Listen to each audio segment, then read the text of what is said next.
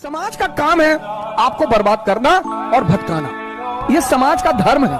उस समाज में अगर कोई आपको बनाने वाला मिल जाए माँ बाप के अतिरिक्त, तो आप बहुत भाग्यशाली हैं। इस दुनिया में अगर आपका कोई शुभचिंतक है तो वो है माँ बाप। ऊपर वाला भी जब आपको बहुत बड़ा जिम्मेदारी देने वाला होता है ना, तो पहले सोचता है कि इसका थोड़ा सा टेस्ट कर ले। बहुत लोग टेस्टे में भाग जाते हैं। ए भगवान, हमरा काहे लिए तुम मुसीबत लाया। चीजों से घबराना नहीं चाहिए किसी को।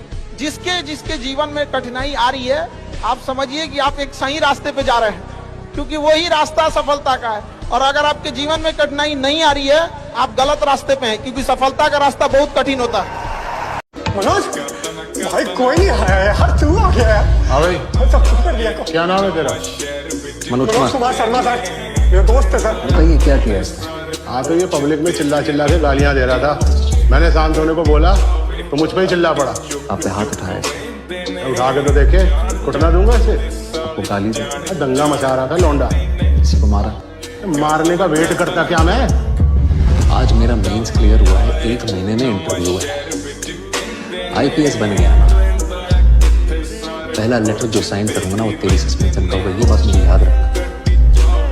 मैंने 20 रुपए वापस करते हुए देखा है यार।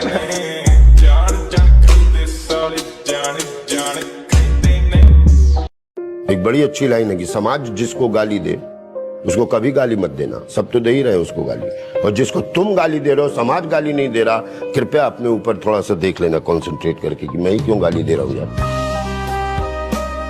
सबसे मीठी भाषा होती है मतलब की भाषा। अगर आपसे कोई बहुत मीठा बोलने लगा ना, समझिए कि कहीं ना कहीं मतलब छुपा है। मतलब की भाषा बहुत होगी यहाँ पे। लेकिन ये जुबान जो है ना, आजकल बहुत खतरनाक हो गया।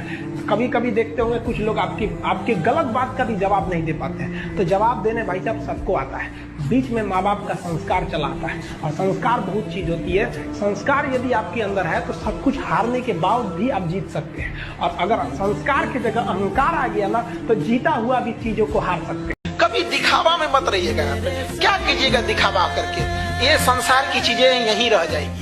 यहाँ झगड़ा, लड़ाई, धन दौलत, द्वेष, एक दूसरे को पीछा करना, मतलब किसी को पीछे कर देना, उसको बर्बाद कर देना, ये सब चीजें यहीं रह जाएगी। हमारे आपके सबके जीवन में एक ऐसी शाम आएगी जिसके बाद कोई सुबह नहीं होगा। फिर याद आएगी तो हमारी अच्छी काम की, और कोई नहीं। जब तक जिंदगी रहेगी आपको याद करते रहेंगे।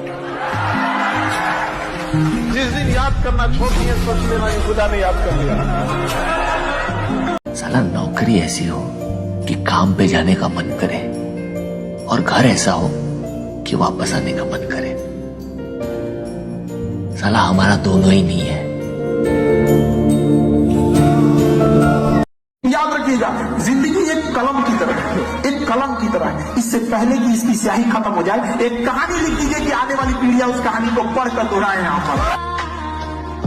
दाना डाल के कबूतर फंसाया जाता है, बाज नहीं है। और अगर किसी ने फंसा लिया ना, तो पिजड़ा सहित लेके उड़ जाएंगे। आदमी शांत रहता है तो इसका मतलब ये नहीं। मेरी लाइफ एक हैंडपंप की तरह है, दिखता जितना है ना उससे बहुत नीचे है। संघर्ष से व्यक्ति को कभी नहीं भागना चाहिए, क्योंकि जीवन में जो कभी संघर्ष से परिचित नहीं हुआ, इतिहास गवाह है, वो कभी चर्चित नहीं हुआ। और जिंदगी हो या व्हाट्सएप, लोग हमेशा स्टेटस ही देखते हैं। कपड़ा से कोई इंसान अच्छा नहीं होता। अरे आप इतने छोटे हैं कि आपकी वैल्यू बढ़ाने के लिए ब्रांड वाला कपड़े पहनने पड़ते हैं। अरे अपना ब्रांड बनाओ। इतने ऊंचाई पर जाइए कि ठेला पर से भी कपड़े खरीदना तो लोग एज्यूम करे बहुत महंगा होगा। इतना कॉन्फिडेंस रखिए, जैसे कहते हैं ना कि हम भी दरिया है, हमें अपना हुनर मालूम है। जिस तरफ भी चल पड़ेंगे रास्ता हो जाएगा। इतना भरोसा बराबर रखिए कि ठीक है, ये नहीं तो कुछ और करेंगे। और जिंदगी हो या गाड़ी, जीतेगा वही जो टाइम पे गियर चेंज करे। अगर आपको राजा बनने का शौक है तो गुलाम की तरह मेहनत करना चाहिए। कभी कभी गुच्छे की आखिरी चाबी भी ताला खोल देती है। काबिल इतना बनिए ना कि लोग आपको रोकने के लिए ना साजिश करना पड़े, कोशिश नहीं। उस लेवल पे जाइए आप।